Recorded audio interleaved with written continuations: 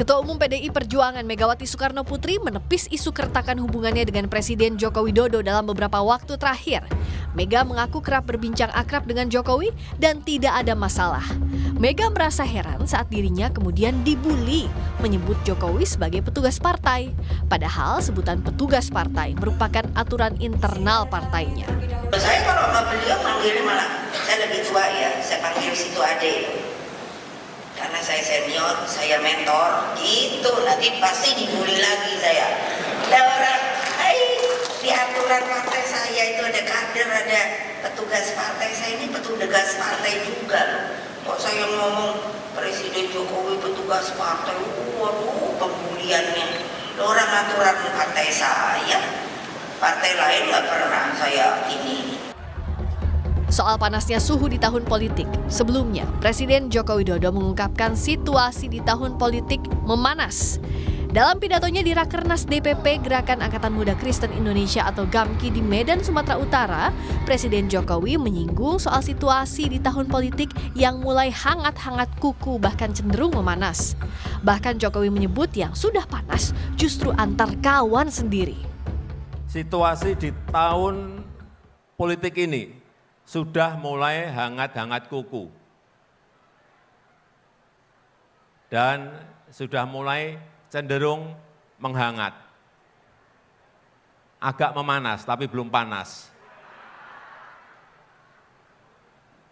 Dan repotnya yang sudah panas itu justru antar kawan sendiri. Sudah mulai saling panas memanasi.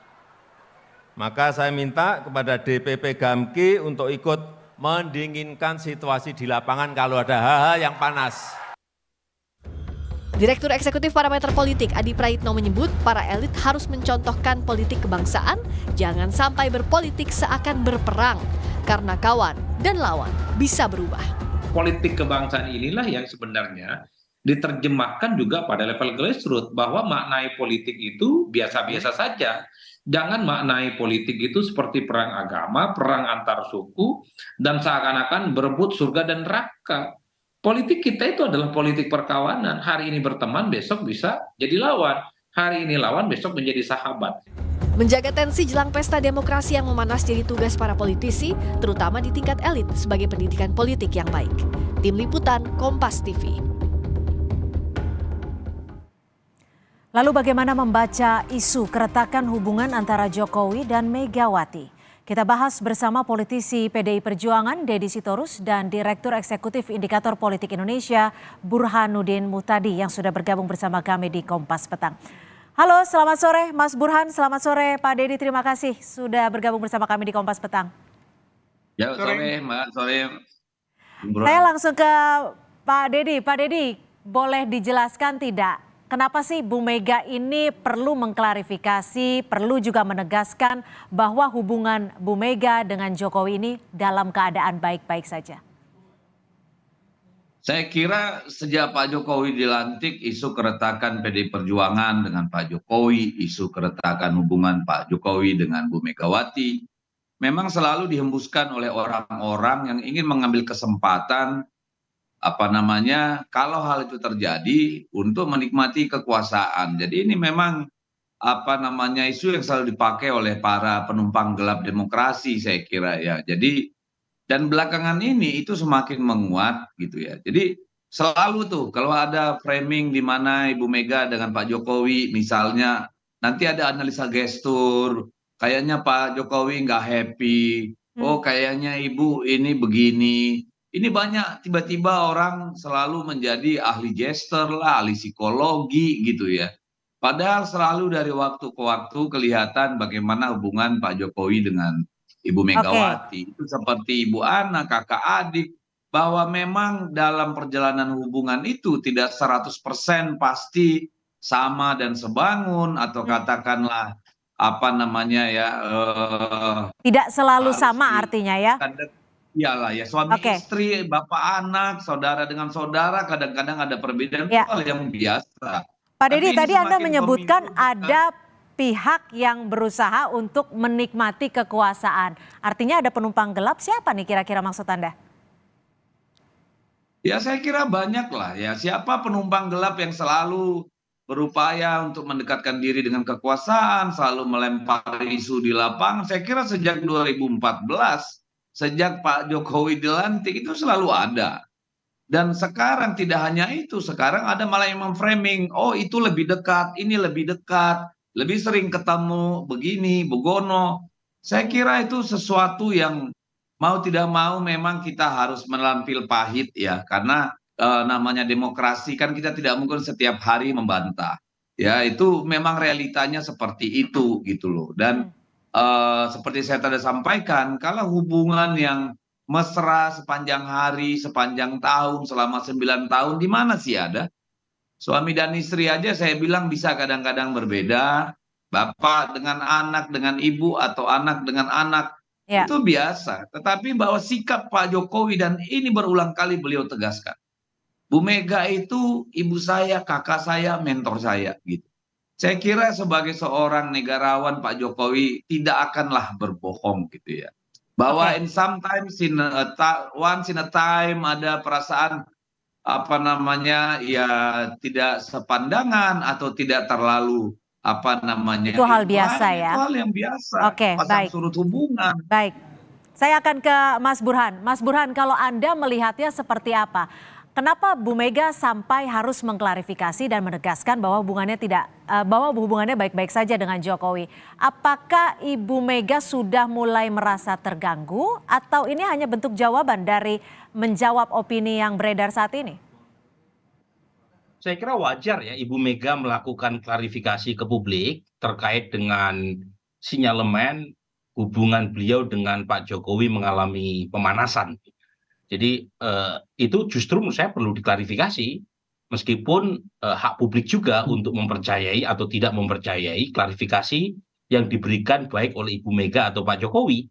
Tetapi menurut saya memang perlu baik Pak Jokowi maupun Ibu Mega memberikan semacam statement untuk menjernihkan isu yang berkembang di luar. Pidato Pak Jokowi di tanggal 16 Agustus itu juga bagian dari klarifikasi. Karena Pak Jokowi dianggap berada di belakang deklarasi Golkar dan PAN Ya, terhadap ya. Prabowo. Jadi lagi-lagi menurut saya wajib keduanya ya memberikan statement kepada publik sembari agar publik lebih percaya bahwa tidak ada pemanasan hubungan antara kedua belah pihak, maka klarifikasinya tidak hanya dalam bentuk verbal, tetapi Hmm, dalam bentuk nonverbal. oke. Misalnya makin akrabnya gitu ya kedua belah pihak, terutama menjelang 2024 ini. Oke, jadi menurut Anda sendiri ini merupakan langkah yang tepat dilakukan seorang Megawati Soekarno Putri untuk menjawab opini publik. Tapi kalau kita beberapa waktu terakhir ini kan melihat Mas Burhan, PDIP Ya. juga dinilai keras ya mengkritisi kebijakan Jokowi. Salah satunya soal food estate yang disebut sebagai kejahatan lingkungan. Ini bentuk perlawanan PDIP kah atau memang ini suatu hal yang biasa dalam bentuk kritik? Nah, ini yang disebut dengan istilah competition ya. Competition itu kan cooperation plus competition. Jadi ada kerjasama sekaligus kompetisi. Nah, kalau kita lihat dari balapan elektoral jelang 2024, memang tidak terelakkan, Cynthia. Mhm. Dari 3 nama teratas, 2 nama teratas adalah Mas Ganjar yang didukung oleh PD Perjuangan dan Prabowo yang didukung oleh partai-partai pendukung pemerintahan Pak Jokowi. Jadi kalau kemudian muncul saling serang di antara kedua belah kubu teratas, menurut saya wajar-wajar saja. Meskipun menjadi tidak wajar ketika serangan itu seperti kita sebut saja ya, seperti membuka aib masing-masing. Padahal kedua belah pihak bagian dari pemerintahan. Jadi Oke. yang menarik buat saya adalah soal food estate ya. Food estate ini kan saya tidak tahu persis itu tanggung jawab siapa. Tapi dugaan saya serangan ke arah food estate itu adalah food estate yang menjadi tanggung jawab Kementerian Pertahanan. Oke. Ya. Tetapi yang menarik Pak Jokowi memberikan statement yang seolah-olah dibaca melakukan pembelaan terhadap food estate. Jadi Oke. lagi-lagi ini menarik ya buat saya, meskipun lagi-lagi tak terelakkan karena 2 nama teratas adalah calon yang kita sebut sebagai presiden man. Meskipun beda-beda ya kadarnya, tetapi setidaknya dua-duanya terasosiasi dengan pemerintahan Pak Jokowi. Oke, kalau Mas Burhan tadi bilang ada cooperation dan juga ada competition seperti itu. Kalau Bung Deddy sendiri menanggapi soal kritikan yang disampaikan kepada Pak Jokowi soal food estate ini gimana? Jadi gini, hari Minggu yang lalu Ibu Mega pulang dari Bali. Turun dari pesawat ketemu Pak Sekjen. Ibu Mega bilang begini, tolong ingatkan anak-anak, tuh kepala-kepala daerah bahwa El Nino ini benar-benar sangat mengancam.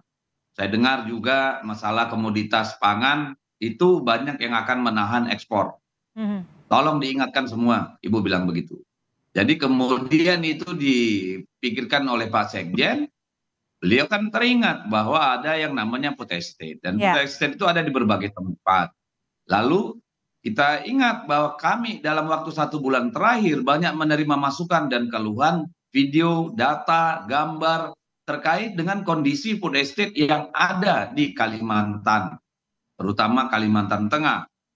Di mana di situ banyak video-video kami menerima tentang masyarakat yang menggugat karena hutannya ditebang, mereka diusir, lalu mereka sekarang terlantar karena lahan itu kemudian tidak jadi apa-apa gitu.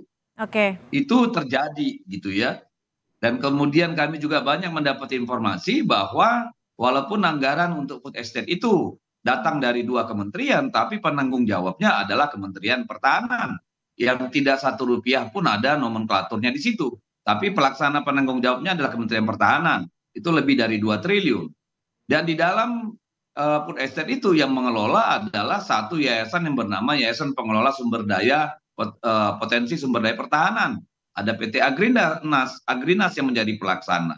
Sebenarnya yang mau disampaikan oleh Pak Sekjen adalah bahwa itu kalau nggak diteruskan, kita punya masalah dengan ketahanan pangan karena ada situasi global di eksternal, ada masalah El Nino di dalam, dan itu terkait juga dengan kemudian hutan yang sudah berantakan tapi tidak ada keberlanjutan. Kami tahu persis bahwa di anggaran 2023, 2024 tidak ada anggaran yang dialokasikan.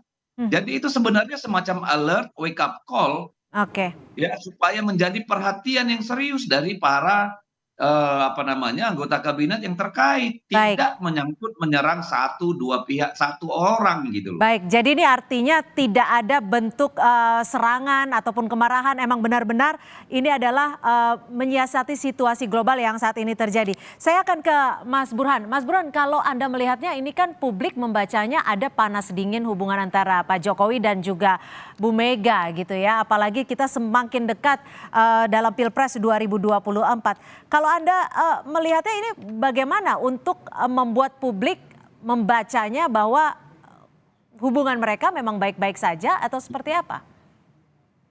Begini ya, kita juga harus melakukan pendidikan kepada publik bahwa perbedaan pendapat antar elit termasuk juga dinamika antar elit adalah sesuatu yang biasa dalam demokrasi.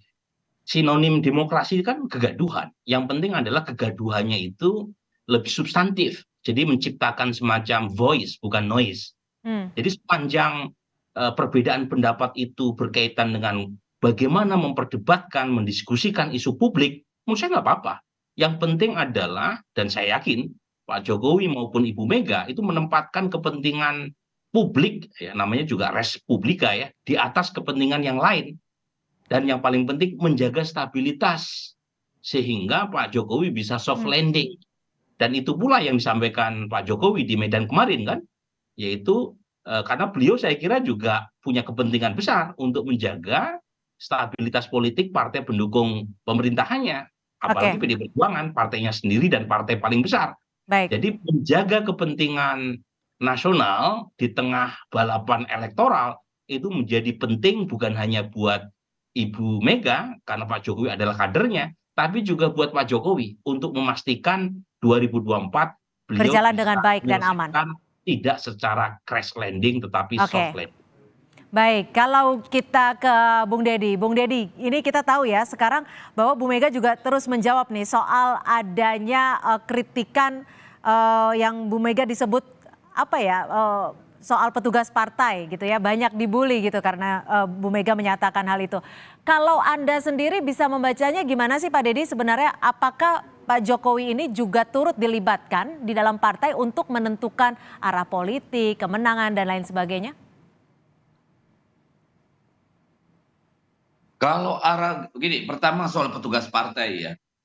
Pertama soal administratif aja. Semua orang yang kemudian bertarung untuk jabatan-jabatan publik, ya, apakah itu bupati, wali kota, gubernur, presiden, itu semua mendapat surat tugas dari partai. Surat tugas dari partai, termasuk Pak Prabowo dan lainnya. Tetapi di dalam anggaran dasar, anggaran rumah tangga PDI Perjuangan, memang istilah itu dikenal. Karena kita memahami partai sebagai perkakasnya rakyat untuk memperjuangkan ideologi dalam kekuasaan. Ya, di jabatan-jabatan publik yang diemban oleh kader-kader partai.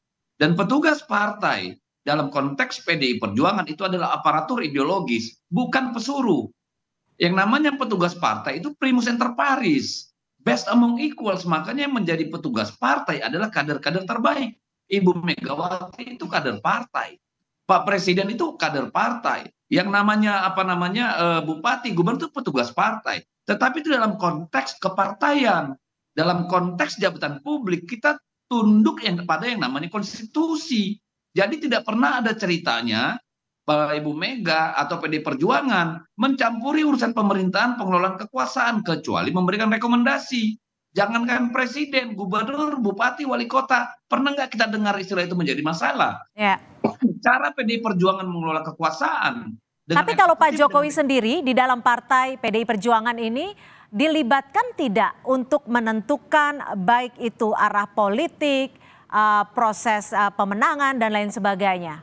Kan disebutkan petugas partai. Arah politik itu dibicarakan di dalam yang namanya kongres partai.